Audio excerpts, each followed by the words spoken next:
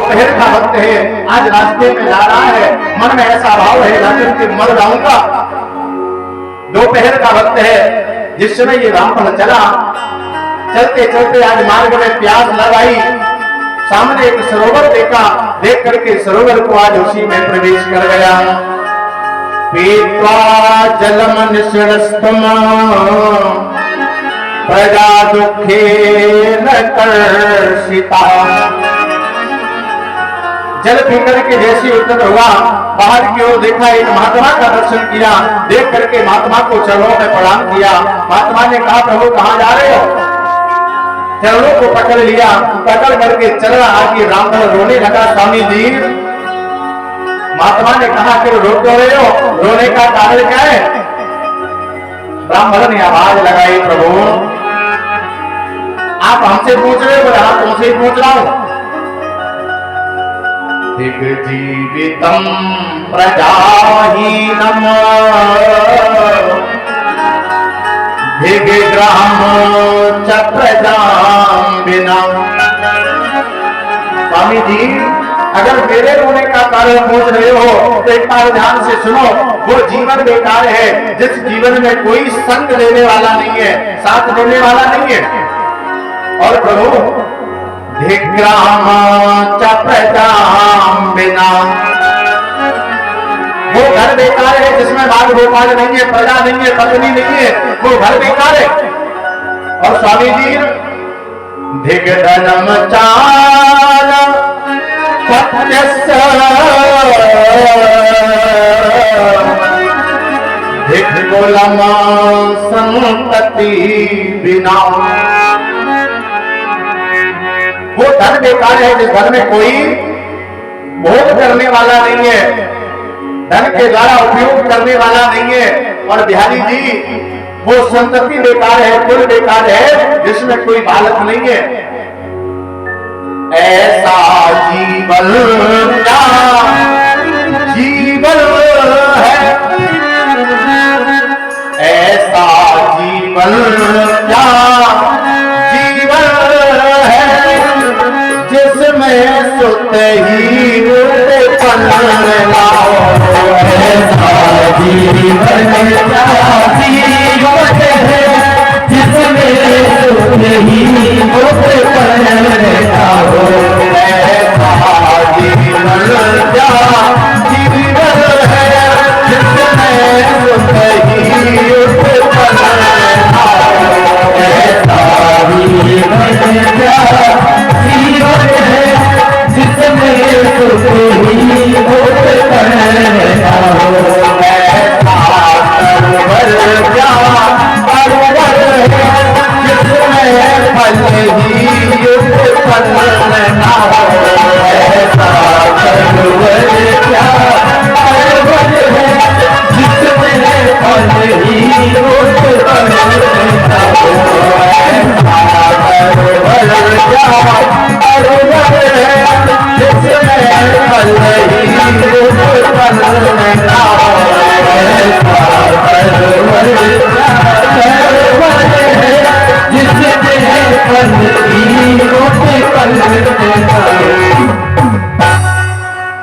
महात्मा की बात जिस समय ब्राह्मण ने सुनी, ब्राह्मण से पूछा, बोले प्रभु जा कहां रहे हो? ब्राह्मण ने कहा, बोले महाराज मैं मरने जा रहा हूं। क्यों? क्योंकि पाल्यते मया धेनु सावंध्या सर्वथा भवेत्। मैं अपने घर में जिस गाय को पालता हूँ, वो गाय मेरे घर में कभी लाला को जन्म नहीं देती है। मेरे घर में जो फल आता है वो समय आने से पहले ही समाप्त हो जाता है, इसलिए मैं मरने जा रहा हूँ। स्वामी जी, या तो मुझे कोई पुत्र दे दो, और अगर पुत्र नहीं दे सकते हो तो मैं तुम्हारे सामने ही मरने जा रहा हूँ। परीक्षित जी, आत्मदेव जी मरने जा रहे हैं। अच्छा, जब मरने जा रहे थे तो फिर जल पीने की क्या जरूरत थी? जब मरने जा रहे हो तो फिर जल पीने की क्या जरूरत है? जल नहीं पियोगे अपने आप मर जाओ। एक बार एक सज्जन घर में झगड़ा हो गया, और जिस समय झगड़ा हुआ तो मरने के लिए चल पड़े। बोले रेल की पटरी पे जाके लेट जाएंगे, रेल चल जाएगी, मर जाएंगे। रेल की पटरी पर पहुंच गया, पटरी पर लेट गया। अच्छा, सिराने एक लंच पैकेट रख लिया। लोगों ने पूछा, बोले भैया, हाँ, कहा करने जा रहे? बोले मरने जा रहे हैं। बोले जब मरने जा रहे तो लंच पैकेट लेकर के काहे मर रहे हो? मरने वाले ने कहा, बड़े बेवकूफ लग रहे हो। अरे मरने जा रहे हैं, लेकिन भूखों मरने का प्लान नहीं है। मरने तो जा रहे हैं, लेकिन भूखों नहीं मरेंगे। तो वही हाल आत्मदेव जी का है, मरने तो जा रहे हैं, लेकिन जल पीने के लिए उतर गए। ब्राह्मण के मस्तिष्क को आज महात्मा ने देखा, देख करके आवाज लगाई, अरे ब्राह्मण, तो इस जन्म में पुत्र के लिए व्याकुल है, पुत्र के लिए रो रहा है। तेरे तो 7 जन्मों तक कोई पुत्र नहीं है। सर्वो विप्रम मया ते अध प्रारब्धम तो विलोकितम।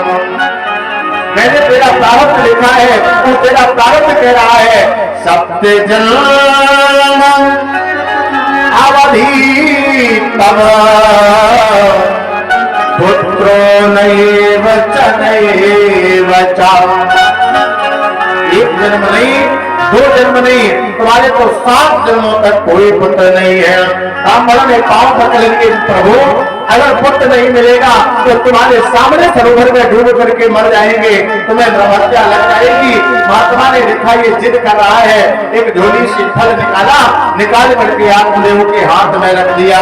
लो ये फल ले जाओ, ले जा करके ये फल अपनी पत्नी को खिला देना। ब्राह्मण ने वो फल ले लिया, लेकर के फल चलने लगा, जाकर के वो फल अपनी पत्नी के हाथ में रख दिया। पत्न्या पालम फलम दत्वा स्वयं याते सुपुत्रचितम। पत्नी के हाथ में फल रख दिया और स्वयं कहीं पर चला गया। पत्नी ने फल लिया, लेकर के फल, वो तो रोने लगी। उसने मन में विचार किया, अगर मैंने ये फल खा लिया, फल खाने से गर्भ होगा, गर्भ होगा तो उदर बढ़ेगा, और उदर बढ़ेगा तो भोजन कम होगा, जब भोजन कम होगा तो शरीर की शक्ति समाप्त हो जाएगी। और उसी समय कहीं गांव में आग लगी, सारे लोग तो भाग जाएंगे, मैं मारी जाऊंगी। मान लो आग नहीं लगी, कोई बात नहीं, कहीं चोर लुटेरे आ गए तो सारे लोग भाग जाएंगे, मैं मारी जाऊंगी। लिया फल लेकर के जमीन में रख दिया। तरुणी कुटला तस्या, इसकी जो पत्नी है ना, वो बड़ी कुटिल है, बात बात पर झगड़ा करने वाली है। फिर मन में भाव आया, अरे मेरा पति फल लाया है, हो ना हो फल खा लिया जाए। जैसी फल को उठाया तो मन में कुतर की कैंची चलने लगे। लालने पालने दुखमा प्रसूताया वर्तते। मैंने तो सुना है लाला को जन्म देने में मैया का ही दूसरा जन्म होता है। कभी कभी माँ मर जाती है लाला को जन्म देने में। मान लो मैंने लाला को जन्म दिया और लाला को जन्म देने में मैं ही मर गई, तो ऐसे लाला का जन्म देने से कोई मतलब नहीं होगा। लिया फल जमीन में रख दिया। फिर मन में भाव आया, अरे ब्राह्मण इतने यज्ञ से फल लाया है, हो ना हो फल खा लिया जाए। मंदाया मयि सर्वस्वम ननांदा संघरे तदा। फल को हाथ में ले लिया, लेकर के फल मन में भाव आया, मान लो मैंने फल खा लिया, फल खाने के बाद में प्रसव होगा, प्रसव होगा तो मैं प्रसूति का घर में होंगी, और उस समय घर का काम करने के लिए हमारे पतिदेव अपनी बहन को बुलाएंगे, और जो हमारी ननद है ना, वो बड़ी होशियार है। मैं तो प्रसूति का घर में होंगी और ननद यहाँ का सारा माल अपने ससुराल में पहुंचा देगी। मैं मर जाऊंगी, बर्बाद हो जाऊंगी, मैं फल नहीं खाऊंगी। लिया फल लेकर के जमीन में रख दिया। बड़ी तेजी से रोने लगी। रोते समय इसकी बहन का आगमन हो गया। बहन ने पूछा, बाबरी काहे रो रही है? इसने कहा, बोली बहन कहा बताए, तुम्हारे जीजा जी एक फल लाए हैं, उन्होंने कहा है कि फल खाने से पुत्र होगा। अरे तो खा क्यों नहीं लेती है? अरे तू नहीं जानती है, फल खाऊंगी तो प्रसव होगा, प्रसव पीड़ा को सहन करना मेरे बस की बात नहीं है। मैं सुख मानी हूँ, मैं पीड़ा को बर्दाश्त नहीं कर पाऊंगी। दुर्बला तेन दुखेन आनुजे तिष्ठया प्रभुम। बहन के तुरंत आवाज लगाई तो फल मत खा, एक काम करो, फल दरवाजे पर बंधी हुई गाय को खिला। परीक्षित जी, जब संतों का मिलन होता है तो फल कौन सा मिलता है? सत्संग का। संत जहां पर मिलते हैं वहां पर सत्संग का फल मिलता है, और सत्संग का फल जीवन में कभी दुर्गति नहीं खा सकती है, धुंधली नहीं खा सकती है। सत्संग का फल सदैव इंद्रियों को प्राप्त होता है, और गोमानी होती है इंद्रियां, इसलिए ये फल लिया गया, लेकर के दरवाजे पर बंधी हुई गाय को खिला दिया गया। अब तो समय बीता, कुछ समय के बाद धुंधली की बहन के घर में एक लाला हुआ। धुंधली ने लाला लिया और लेकर के अपने पास में रख लिया। महाराज को आवाज लगाई, प्रभु मैंने एक लाला को जन्म दिया है। जिस समय महात्मा ने सुना, सुनते ही महात्मा ने आवाज लगाई, अब तो मेरे भाग्यों का उदय हो गया है। अथ काले न सानादी प्रसूता बालकम तदा। 3 महीने के उपरांत दरवाजे पर बंधी हुई गाय ने एक लाला को जन्म दिया, और जिसने मेरे प्यारे लाला को जन्म दिया, सर्वांग शरीर मानव का है लेकिन कान गाय के लगे हुए हैं। लाला 5-5 वर्ष के हो गए। आज आत्मदेव ने विचार किया, क्यों ना इन लालाओं का नाम रख दिया जाए, नामकरण संस्कार कर दिया जाए। दोनों बालकों को बिठा लिया। जिस समय नाम रखने लगे तो धुंधली ने अपने लाला को पकड़ लिया, प्रभु ये मेरा लाला है, इसका नाम हम अपने हिसाब से रखेंगे। जिस लाला का जन्म गाय से रखा है, उस लाला का नाम आत्मदेव जी ने गोकर्ण रख दिया। गो मानी इंद्री, कर्ण मानी होता है सारथी, जो इंद्रियों का सारथी है वो है गोकर्ण। और जिस लाला का जन्म धुंधली की बहन ने किया है, उस लाला का नाम धुंधकारी रख दिया गया। अब तो मेरे प्यारे दोनों नगर में जाते हैं, लेकिन जहां पर गोकर्ण पहुंचता है लोग प्रसन्न हो जाते हैं, जहां पर धुंधकारी पहुंचता है लोग नाराज होकर के दरवाजा बंद कर लेते हैं। गोकर्ण जहां पर जाता है होती है जय जयकार।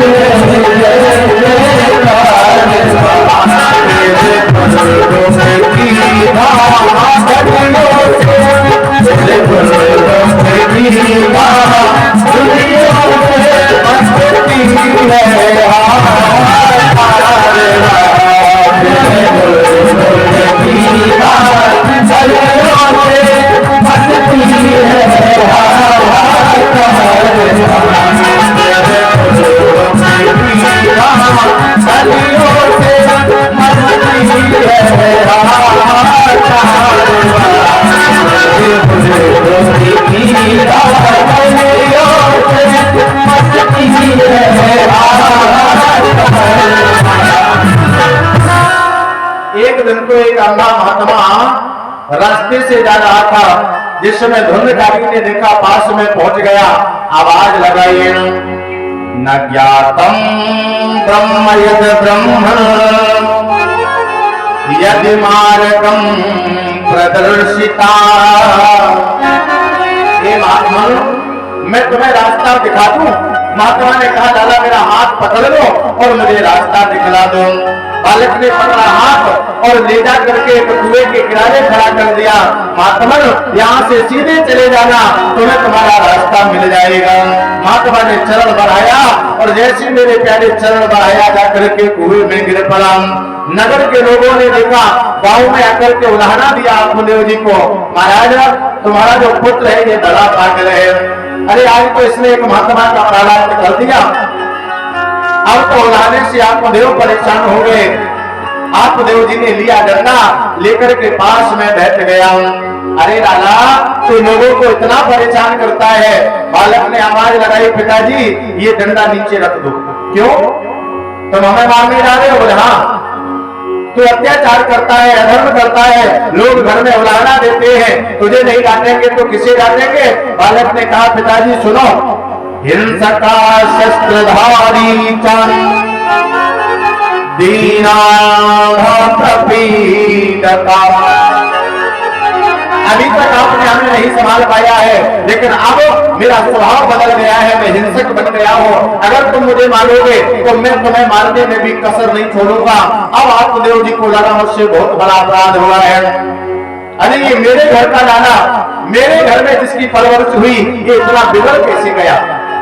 परीक्षित जी, एक ही घर में धुंधकारी का जन्म हुआ, एक ही घर में धुंधकारी का और गोकर्ण का पालन पोषण हुआ, एक ही घर में बने हुए, लेकिन एक के स्वभाव में साधुता आ गई और एक के स्वभाव में दुष्टता आ गई। लोग कहते कि एक पिता के लाला है, एक जैसे होने चाहिए, एक जैसी परवरिश हुई, एक जैसा होना चाहिए। नहीं, ये संसार का नियम है। पुराने लोग कह देते थे, कहावत में बात है, पुत्र पिता के धर्मा। पुत्र पिता के फलस्वरूप संसार में अपनी प्रोग्रेस करता है। लेकिन मेरे प्यारे गोस्वामी बाबा ने बड़ा सुंदर दर्शन दिया है। निज कृत कर्म भोग फल भाता, को न काहू सुख दुख करदाता। उपजहिए का संग जग माही, जलज जोग जिव दुर्दिल गाही। तालाब से कमल का जन्म होता है और तालाब से जोंक का जन्म होता है। कमल देखने से रक्तचाप बढ़ता है और जोंक अगर शरीर में लग जाती है तो वो रक्त को खींच लेती है। अच्छा, जन्म तो दोनों का तालाब से हुआ। कमल देखने से रक्त बढ़ता है और जोंक रक्त को खींचती है। दोनों का स्वभाव एक होना चाहिए, लेकिन नहीं होता है। स्वभाव में अंतर आ गया। आज संध्या का वक्त है, गोकर्ण जी आज सामने दरवाजे पर बैठे हुए हैं। उसी समय आपदेव जी आ गए, पास में बैठ गए। लाला, क्या करूं, तुम्हारा जो भाई है ये बड़ा परेशान करता है। आज गोकर्ण जी ने पिताजी को बहुत सुंदर ज्ञान दिया। पिताजी, ये संसार है, असारा खलु संसारो दुख रूपी विमोहता। अरे पिताजी, ये संसार मोहित करने के लिए है, सम्मोहन में डालने वाला है। अगर संसार से प्रेम करोगे तो संसार में फंस जाओगे। पिता ने कहा, बोले गोकर्ण, अगर संसार से प्रेम ना करे तो जाए कहां? गोकर्ण जी ने कहा, पिताजी एक काम करो ना, भगवान से प्रेम करो। भगवान से प्रेम करोगे तो तुम्हारा उद्धार हो जाएगा। लेकिन लाला, यदि मैं घर छोड़ करके चला गया तो तेरी मैया का क्या होगा, तेरे भैया का क्या होगा? गोकर्ण जी ने कहा, पिताजी यहाँ कोई किसी का नहीं है। सुता कश्य धनम कश्य इसमें जलते निशम। अरे पिताजी, ना ये घर तुम्हारा है, ना परिवार तुम्हारा है, ना पत्नी तुम्हारी है, ना पुत्र तुम्हारा है। परीक्षित जी कोई है यहाँ पर? अजब का ये संसार, यहाँ पर कोई किसी का सगा नहीं। अजब का ये संसार, यहाँ पर कोई किसी का सगा नहीं। फिर भी कोई साजिश का दिल दुनिया में लगा है। अजब का ये संसार यहाँ पर कोई किसी का सगा नहीं।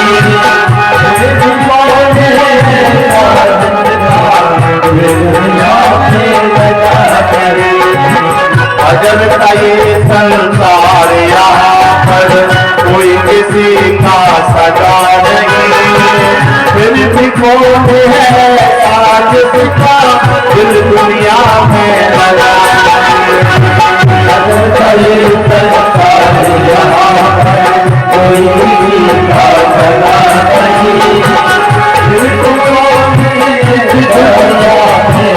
जिसका कोई सगा नहीं। सभी समझते सभी जानते तुम कहना कोई मानते। सभी जानते सभी जानते तुम कहना कोई मानते।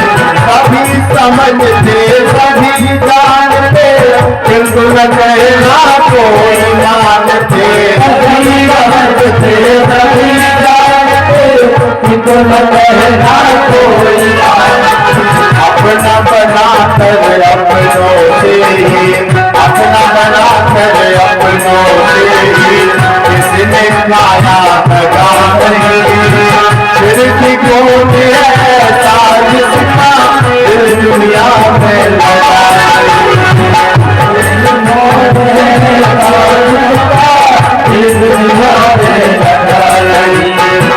फिर भी कौन है ऐसा जिसका दिल दुनिया में लगा नहीं। फिर भी कौन है ऐसा जिसका दिल दुनिया में लगा नहीं। अरे पिताजी ये संसार है, यहाँ पर तुम भले ही अपना किसी को बनाए रहो, लेकिन मेरे प्यारे जिसे तुम अपना बनाओगे वो तुम्हारा नहीं होगा। परीक्षित जी एक सूत्र बता करके जा रहा हूं, आज नहीं जाऊंगा 5 दिन बाद जाऊंगा। सूत्र नोट कर लेना। संसार के लोग हमें नहीं हमसे चाहते हैं। संसार के लोग हमें नहीं हमसे चाहते हैं, और मेरे राम जी हमसे नहीं हमें चाहते हैं। बस यही प्यारे इंसान और भगवान में फर्क है। संसार के लोग अगर प्रेम करते हैं तो केवल धन के लिए प्रेम करते हैं। अच्छा, आपको लगता होगा कि बेटा बहुत चाहता है, लगता है कि नहीं लगता है? आपको लगता है कि नाती बहुत प्रेम करता है। कभी कभी तो ऐसा लगता है जब सुबह चारपाई छोड़ते हैं, चारपाई से जाग नहीं पाते हैं और बहू चाय लेकर के आ जाती है, फिर तो यही लगता बोले बहू बहुत प्रेम करती है। एक बार हमारी कथा से कोहाबाद चल रही थी तो एक सज्जन ने प्रश्न किया, हम ऐसी कथा में कह रहे थे परिवार के लोग तुम्हें नहीं चाहते हैं। तो उसने कहा बोले महाराज जी मेरी जो बहू है ना वो तो हमें बहुत चाहती है। तो हमने कहा सही बता रहे? बोले बिल्कुल सही बता रहा हूँ। तो हमने कहा करती क्या हो? बोले महाराज जी पुराना चाल था, रिटायर हो गया हूँ। तो हमने कहा पेंशन मिलती है? बोले हाँ 53,000 रुपए मिलते हैं। तो हमने कहा एक काम करो 6 महीने की पेंशन हमारे नाम कर दो, फिर बताना बहू कितना चाहती है। तो बहू तुम्हें नहीं चाहती, वो तो पेंशन चाहती है। तुम्हें लगता होगा पत्नी चाहती है। इतने भक्त पंडाल में बैठे हैं, आज घर जाना और शाम को जाकर के पत्नी से कहना जाकर के और हम तुम्हें बहुत चाहते हैं, तो वो तुरंत कहेगी 5,000 रुपए की साड़ी नहीं नहीं थी, हम तो बहुत चाहते हैं। एक बताओ से कहिए तो राधे राधे। अच्छा, इसका मतलब है पत्नी तुम्हें नहीं चाहती है, वो तो 5,000 रुपए की साड़ी चाहती है। ए मेरे भाई, पत्नी की तो बात छोड़ो, 10 वर्ष का जो लाला नाती है घर में, उससे जाकर के शाम को आज बोलना लाला हम तुम्हें बहुत चाहती हैं, तो वो तुरंत कहेगा बोले बाबा, बोले हाँ रेंजर साइकिल बताए तो जाने तुम हमें चाहते हो। इसका मतलब है कि नाती तुम्हें नहीं चाहता है, वो तो रेंजर साइकिल चाहता है ना। संसार के लोग हमें नहीं हमसे चाहते हैं, और जिस दिन आगे की जेब में नोट दिखाई नहीं देंगे फिर प्यारे कोई तुम्हें चाहने वाला नहीं मिलेगा। आंगन तक नाता पत्नी है, द्वारे तक नाता माता। आंगन तक नाता पत्नी है, द्वारे तक नाता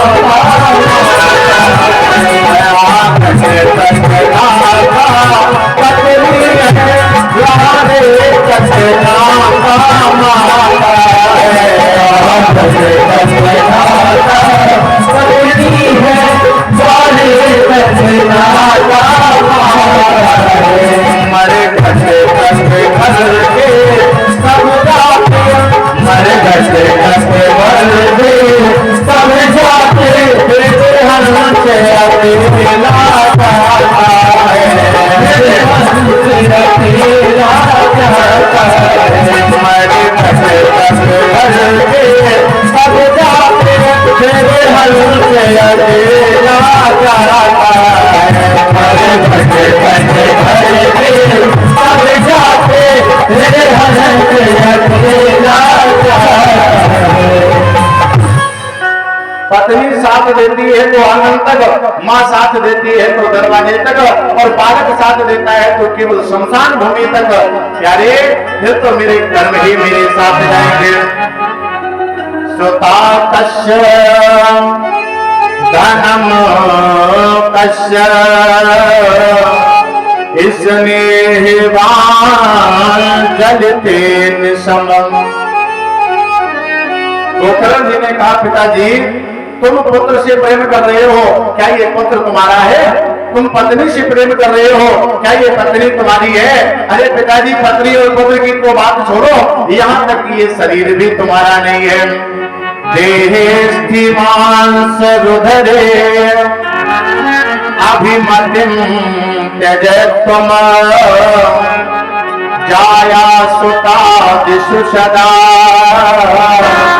ममताम विमृच। अरे पिताजी ये जो शरीर है ये अस्थि मांस मज्जा का बना हुआ एक पिंड है। परीक्षित जी भगवान के जैसा कारीगर वो तो न भविष्य थी। 1.5 फुट की जगह में 2 पिलर लगा करके 7 मंजिल का मकान भगवान ने तैयार कर दिया। अच्छा सबसे ऊपर बिहारी जी ने कंप्यूटर लगा दिया। चाइना की कंपनी कोई कंप्यूटर बनाती है तो उसकी लिमिट होती है, इसमें कितना भरना है और क्या भरना है ये हमारे ऊपर निर्भर करता है। लेकिन चाइना की कंपनी अगर कोई उपकरण बनाती है तो उसकी लिमिट होती है, इसमें क्या भरा जाएगा और कितना भरा जाएगा। यहाँ अनलिमिटेड व्यवस्था है। और थोड़े नीचे आइए, पावर विंडो पलक अपने आप बंद होते हैं, अपने आप खुल जाते हैं। जरा सा दिन का पास में आता है तो आंख से कहना नहीं पड़ता तुम बंद हो जाओ, वो तो अपने आप बंद हो जाती है। और थोड़े नीचे आइए, श्वास अपने आप आ रही है और अपने आप श्वास आ जा रही है। आदमी का जिस्म क्या है, जिस्म से है यहाँ एक मिट्टी की इमारत, एक मिट्टी का मकान। आदमी का जिस्म क्या है, जिस्म से है यहाँ एक मिट्टी की इमारत, एक मिट्टी का मकान। खून का गारा बनाया और एक जिसमें हड्डियां, चंद श्वासों पर टिका है ये ख्याल आजिया। परीक्षित जी एक दिन तो मैं विचार कर रहा था, कोई भी कंपनी क्यों ना हो 2-4 साल में कोई ना कोई लेटेस्ट मॉडल निकालती रहती है। लेकिन हमने एक दिन विचार किया, जब से भगवान ने सृष्टि बनाई है तब से लेकर आज तक भगवान ने कोई लेटेस्ट मॉडल नहीं निकाला। जो भगवान एक बार निकालना प्रारंभ कर दिए बस वही निकालते चले जा रहे हैं। लेकिन मेरे प्यारे भगवान की कारीगरी इतनी सुंदर है, इतने सारे पुरुषों को बनाया, इतनी सारी सृष्टि को बनाया, लेकिन आज तक एक जैसा कोई दूसरा नहीं मिला। आदमी का जिस्म क्या है और जिस्म से है यहाँ एक मिट्टी की इमारत, एक मिट्टी का मकान। खून का गारा बनाया एक जिसमें हड्डियां, चंद श्वासों पर टिका है ये ख्याले आसिया। मौत की बेजोड़ आंधी जब से टकराएगी तो तेरी शाही इमारत आग में मिल जाएगी। खाक का पुतला बनाओ खाक दामन चीर है, लो मेरी इनसे लगी आगे मेरी तकदीर है। जन्म लेने के बाद में मानव मर जाता है, लेकिन मेरे प्यारे इतना लंबा सफर तय करने के बाद भी वो भगवान को भूल जाता है। गोकर्ण जी कहे पिताजी ये जीवन जा रहा है, अगर हो सके तो कोई ऐसा उपाय कर लो जिससे तुम्हारा उद्धार हो जाए, तुम्हारा करोड़ हो जाए। आत्मदेव जी ने कहा पिताजी करे क्या? धर्म भजे स्वसततम त्यजलोक धर्मा सेवस्य साधु पुरुषम जय कामत शिवा। अरे पिताजी काम और तस्सा को भुला करके धर्म को भजो, और जब तुम धर्म को भजोगे तो धर्म तुम्हारी सहायता करेगा, तुम्हारी मदद करेगा। आत्मदेव जी ने कहा दादा कैसे धर्म को भजा जाए? अच्छा परीक्षित जी धर्म कितने प्रकार के होते हैं? धर्म कितने प्रकार के होते हैं? धर्म तो एक ही होता है ना, लेकिन गोकर्ण जी दर्शन करा रहे धर्म एक नहीं है, धर्म तो दो है। पिताजी धर्म भज सुसततम त्यजलोक धर्मा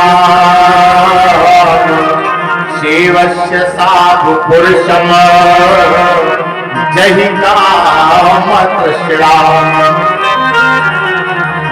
परीक्षित जी आपके घर में कोई मेहमान आया और जिस समय वो मेहमान दरवाजे पर चढ़ा, देखा कि दरवाजे पर आपके पिताजी बैठे हैं। उस मेहमान के रिश्तेदार ने आपसे पूछा महाराज ये दरवाजे पर कौन है? आपने कहा ये हमारे पिताजी हैं। कुछ देर बाद वो आंगन में पहुंच गया, देखा घर के आंगन में मां बैठी है। उसने फिर पूछा ये आंगन में कौन है? आपने कहा ये मेरी मां है। रिश्तेदार को आपने चाय नाश्ता करवाया, जलपान करवाया, रिश्तेदार को चला गया। कुछ चल के बाद आपने स्नान किया, एक लोटे में जल भरा, भर करके आप भोले बाबा के मंदिर में पहुंच गए और आपने आवाज लगाई त्वमेव माता च पिता त्वमेव त्वमेव बंधो च सखा त्वमेव। अभी अभी आपने मेहमान से कहा मेरे घर में दरवाजे पर पिता बैठा है, आंगन में मां बैठी है। जब आपने लोटे में जल भरा, भगवान भोले बाबा के मंदिर में पहुंच गए तो आपने आवाज लगाई तुम्हें माता चाहे पिता तुम्हें हो। अच्छा मंदिर में बैठा हुआ माता पिता सच है या घर में बैठा हुआ माता पिता सच है? घर में बैठा हुआ। अच्छा मंदिर में बैठा हुआ, दोनों सच है, दोनों सच है। घर में बैठा हुआ माँ और पिता ये लौकिक धर्म के अनुसार सच है, और मंदिर में बैठा हुआ भगवान ये सतत धर्म के अनुसार सच है। दोनों सच हैं, लेकिन हाँ अंतर कहाँ आ गया? एक ने जन्म दिया है तो वो लौकिक व्यवहार में ढल गया, एक ने संसार में भेजा है तो वो सतत धर्म में ढल गया। वही गोकर्ण जी दर्शन करा रहे, बोले पिताजी धर्मं भज सुसततम त्यजलोक धर्मान सेवस्य साधु पुरुषम जहि कामत श्राम। काम कृष्णा को बुला करके भगवान का भजन करो, लेकिन परीक्षित जी ये मानव तब तक भजन नहीं करता है जब तक इसका हाथ पांव चलना बंद नहीं हो जाता है, वाणी बंद नहीं हो जाती है। जब वाणी बंद हो जाती है फिर ये कहता बोले बिहारी जी कहा बता अब तो मुख से निकलते नहीं है। है? जब तक जीवन है, हाथ पांव चल रहे हैं, तब तक भगवान का भजन करो ना। हाथ पांव चलना बंद हो गया, फिर तो भगवान का भजन कर रहे हो। एक संत ने तो बहुत सुंदर गाया है, मरिया बिताए दई राम नहीं जीना, मरिया बिताए दई राम नहीं जीना, मरिया बिताए दई राम नहीं जीना, मरिया बिताए दई राम नहीं जीना, राम नहीं जीना कर राम नहीं जीना, राम नहीं जीना कर राम नहीं जीना, राम नहीं जीना कर राम नहीं जीना, राम नहीं जीना कर राम नहीं जीना, मरिया बिताए दई राम नहीं जीना, मरिया बिताए दई राम नहीं जीना। श्री राधे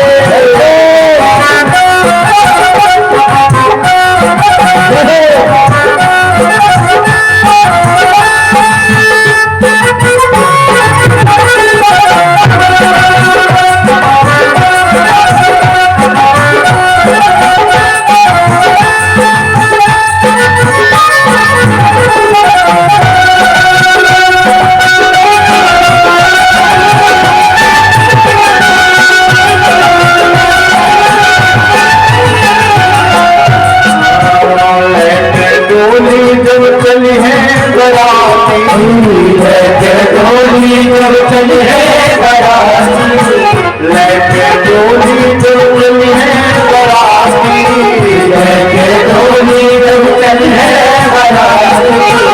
भाई आप लोग घर से हाथ लाए हो कि नहीं लाए? लाए हो?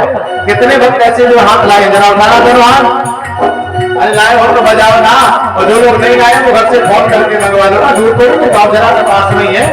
ओ मरिया बिताए दई राम मरिया बिताए दई राम नहीं जीना, ओ मरिया बिताए दई राम नहीं जीना, मरिया बिताए दई राम नहीं जीना, लेके डोली जब चली है बराती, लेके डोली जब चली है बराती।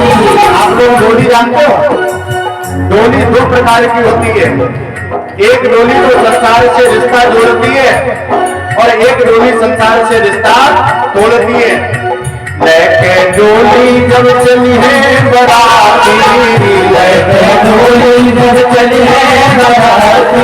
बारात भी दो प्रकार की होती है, एक बारात वो होती है जिसमें दूल्हा आगे होता है, बाराती पीछे होते हैं, और एक बारात वो होती है जिसमें बाराती आगे होते हैं, दूल्हा पीछे होता है।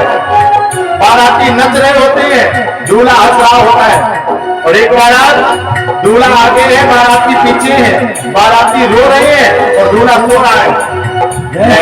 डोली जब चली है बराती, डोली जब चली है बराती, छूट जाए संगी और छूट जाए साथी, छूट जाए संगी और छूट जाए साथी।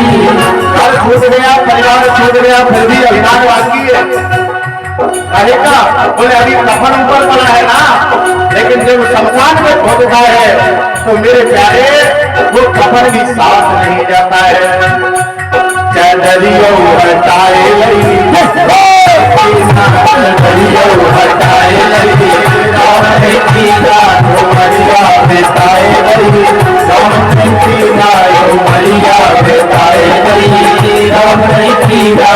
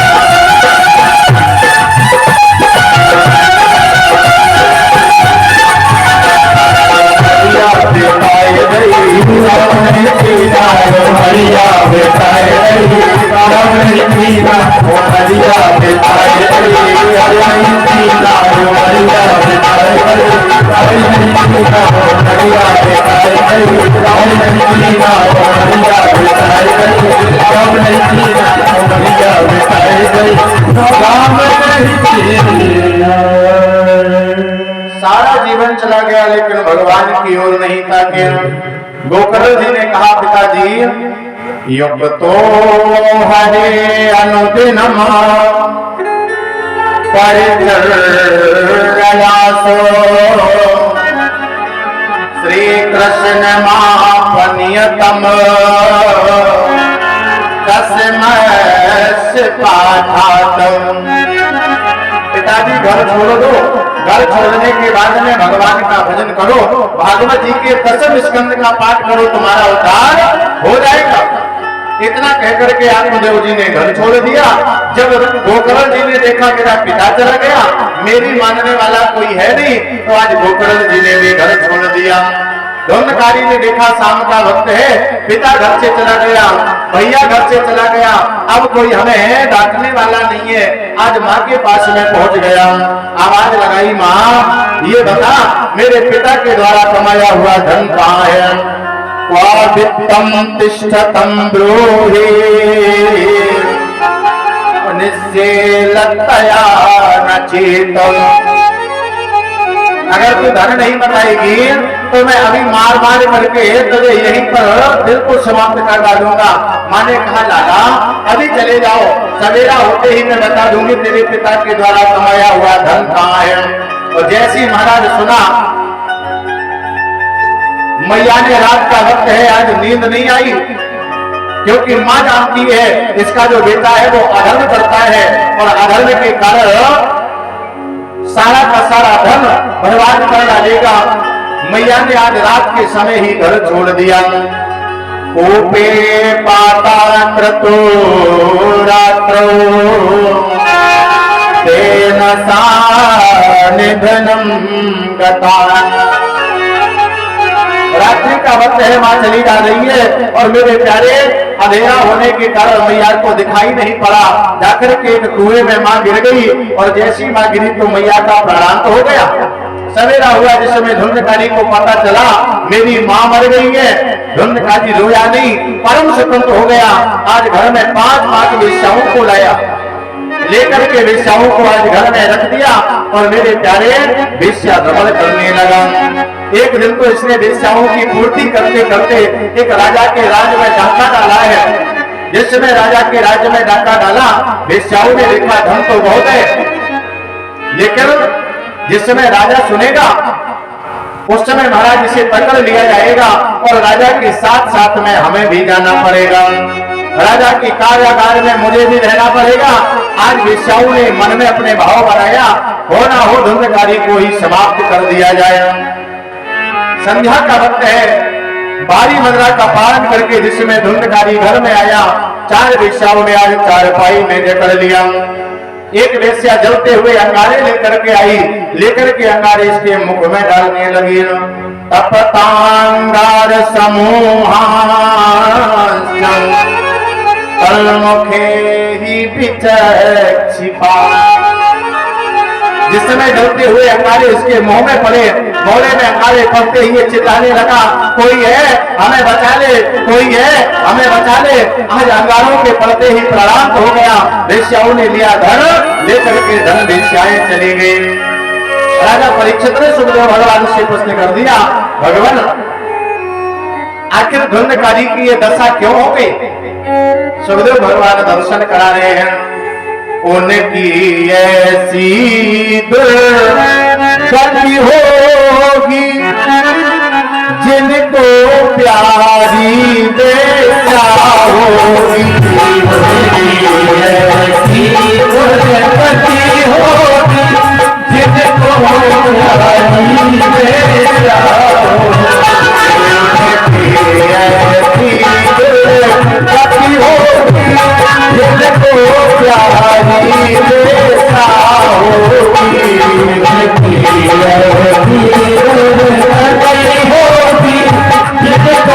प्यारी बेचा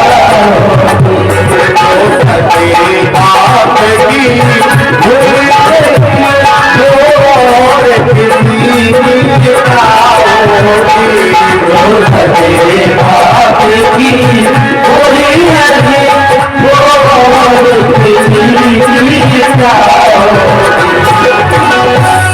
जिसने जन्म देने वाले पिता का साथ नहीं दिया वो प्यारे और किसका साथ दे पाएगी।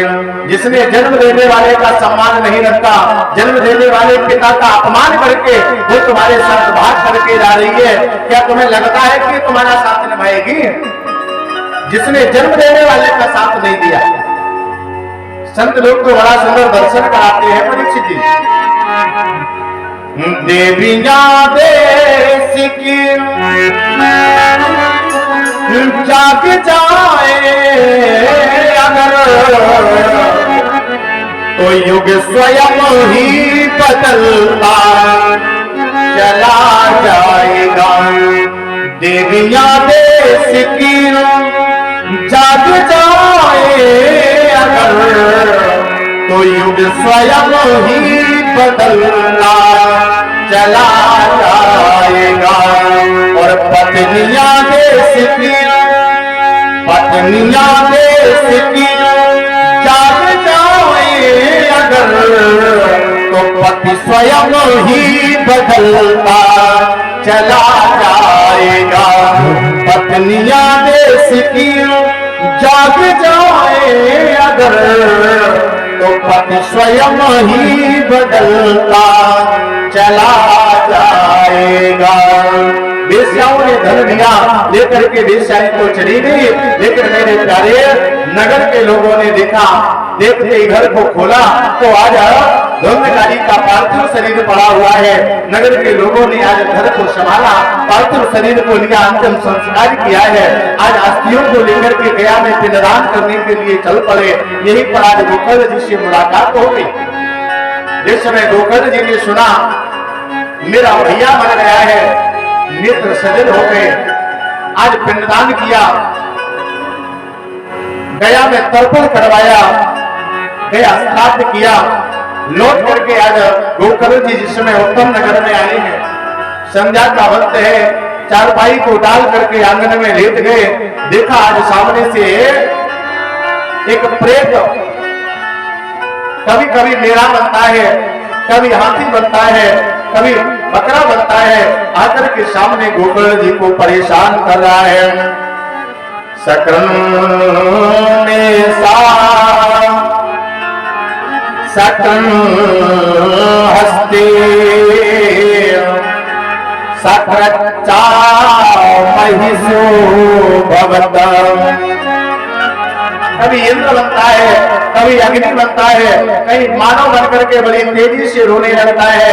आज गोकर्ण जी ने लिया अंजलि में जल आमंत्रित करके छोड़ दिया। आवाज लगाई, भैया कौन हो तुम?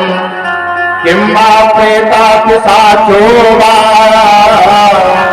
राक्षसो सिद्ध संशना। प्रेत हो, पिशाच हो, राक्षस हो, गंधर्व हो, कौन हो तुम? जिसने जल छोड़ा आज ये मानव की आवाज में बड़ी तेजी से रोने लगा और रोते रोते मुख से आवाज निकालने लगा। अहं भ्राता त्वदीयोऽस्मि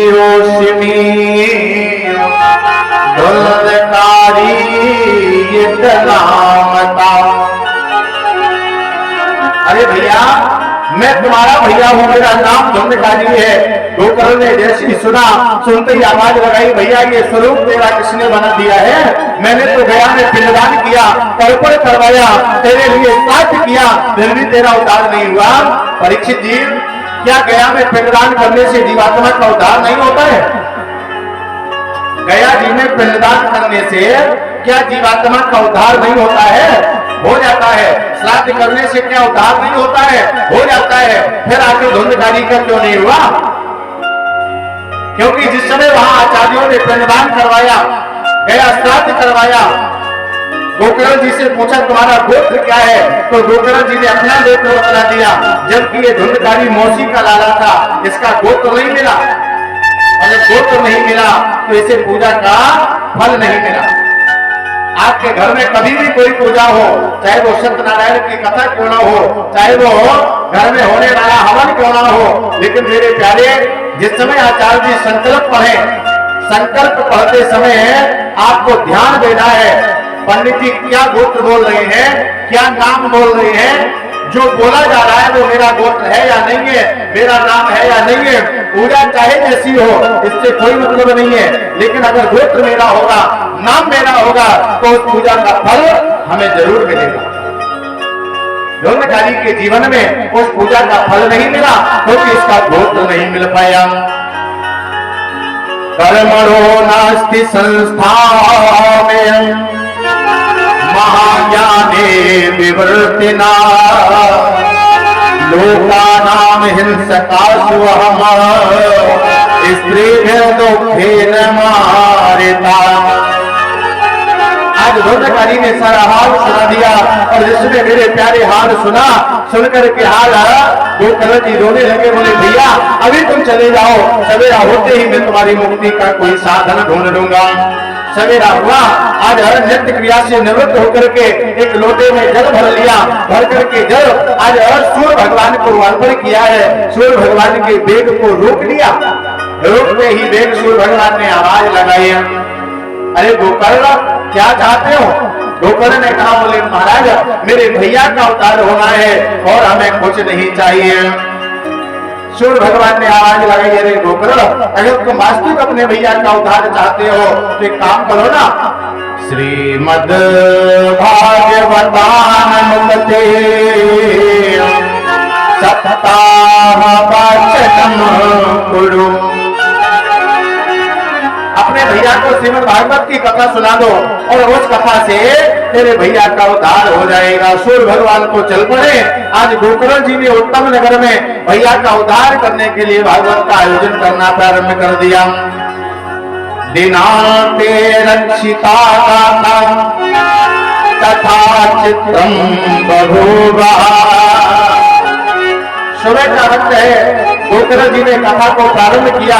जिसमें कथा प्रारंभ हुई, सारे भक्त सारे श्रोता कथा पंडाल में बैठ गए। जिसमें ये धुंधकारी कथा पंडाल में आया, बैठने के लिए कोई स्थान नहीं मिला। एक 7 काठ का बांस खड़ा हुआ है सूखा पास में, इसी बात पर आकर के बैठ गया। और मेरे प्यारे जिस समय बांस पर बैठा, कथा का अंत हुआ, संध्या का वक्त आया, धूनी बेला थी, कथा की आरती होने लगी। उसी समय इस बांस की एक गाज टूट गई। द्वितीय अन्य कथा सायं द्वितीय ग्रंथि विभेदनम। दूसरा दिन हुआ, दूसरी गांठ टूट गई। तीसरा दिन हुआ, तीसरी गांठ टूट गई। धीरे धीरे प्यारे 7 दिन में 7 गांठें समाप्त हो गई। आज दिव्य भागवत का स्वरूप बना करके धुंधकारी उसी सभा मंडप में खड़ा हो गया। लोगों ने पूछा, भैया कौन हो तुम। आज धुंधकारी ने अपना नाम नहीं बतलाया। न नाम भ्रातरम सत्यो गोकर्णम इति चाब्रवीत त्वयाहं मोचितो बन्धो कृपया प्रेम कसमलातम। क्या उत्तम नगर के लोग धुंधकारी को जानते नहीं थे? जानते थे। अगर धुंधकारी अपना नाम बता देता तब भी लोग धुंधकारी को पहचान लेते, लेकिन धुंधकारी ने अपना नाम नहीं बतलाया, क्योंकि इसे पता है आज मेरा जन्म मेरे भैया की कृपा से हुआ है। तो इसने एक ही बात कही है, बोले भैया मैं गोकर्ण जी का भाई हूँ। लोगों ने समझ लिया ये धुंधकारी है। अरे भैया तेरी ये दशा कैसे हो गई है। असमन वही भारत वर्षे सुरधर देव संसदे। सामने देखा तो महाराज एक विमान चला आ रहा है। लोगों ने देखा ये विमान तो केवल एक सीट वाला है। अरे भैया गोकर्ण, हाँ महाराज ये तुमने कैसी कथा सुनाई है, विमान आ रहा है और हमें लगता है ये विमान केवल धुंधकारी के लिए ही आ रहा है। क्या हमें कथा नहीं सुनाई है? गोकर्ण जी ने कहा, बोले भैया कथा तो सुनाई है, लेकिन जिसके सर पर दुख होता है, जिसे कष्ट होता है, उसका भगवान की पूजा में मन लगता है, और जिसके ऊपर दुख नहीं होता है उसका भगवान की कथा में मन लगता नहीं है। अच्छा आजकल तो लोग प्रायः प्रश्न करते हैं, बोले महाराज जी जितनी भगवान की पूजा करें उतना ही ज्यादा कष्ट मिलता है। और हमने देखा जो पूजा करते नहीं है वो दिन भर हलवा पूरी चकाचक चल रहा है। इसका मतलब है पूजा करने से दुख मिलता है? ए मेरे भाई, पूजा करने से दुख नहीं मिलता है। किसने आपके मन में ये गलत विचार भर दिया है? एक प्रश्न पूछूं आपसे, सोना यदि चाहे मुझे सुनार के लॉकर में रहना है, अच्छा तो सोने को क्या आग में तपना पड़ेगा, हथौड़ी से करना पड़ेगा, मशीन से छीलना पड़ेगा? कुछ नहीं करना पड़ेगा। और वही सोना जब ये सोचता है कि मुझे किसी के गले का हार बनना है, किसी के हाथ की चूड़ी बनना है, किसी के अंगूठी की अंगूठी बनना है, तो वो सोना आग में तपाया जाता है, हथौड़ी से ठोका जाता है, मशीन से छीना जाता है, तब कहीं जाकर के वो किसी का गहना बन करके तैयार हो पाता है। बस वही आज प्यारे भक्त का होता है। जब ये भक्त चाहता है कि मुझे भगवान के गले का हार बनना है, तो भगवान उसे ठोक करके आग में तपा करके परिवार वालों से बुरी भली गवाह करके ऐसा बना देते हैं कि ये भक्त लौट करके कभी संसार में न जाए। आपको लगता है कि ये कष्ट मिल रहा है, वो कष्ट नहीं है, वो भगवान को अपना बनाने के लिए तपा रहे हैं। और जिस समय भगवान पता लेता है उस समय भगवान इस जीव पर कृपा कर ही देता है। आज विमान पर धूमधाम बैठ गया, लोगों के कहने पर गोकर्ण जी ने दोबारा से भागवत कथा का आयोजन किया। और जिस समय महाराज आयोजन होगा, आयोजन के होते ही एक ऐसा विमान आया, सारे लोग उस विमान में बैठ करके गाने लगे। सूत जी महाराज दर्शन करा रहे हैं। अयोध्या वासी नाम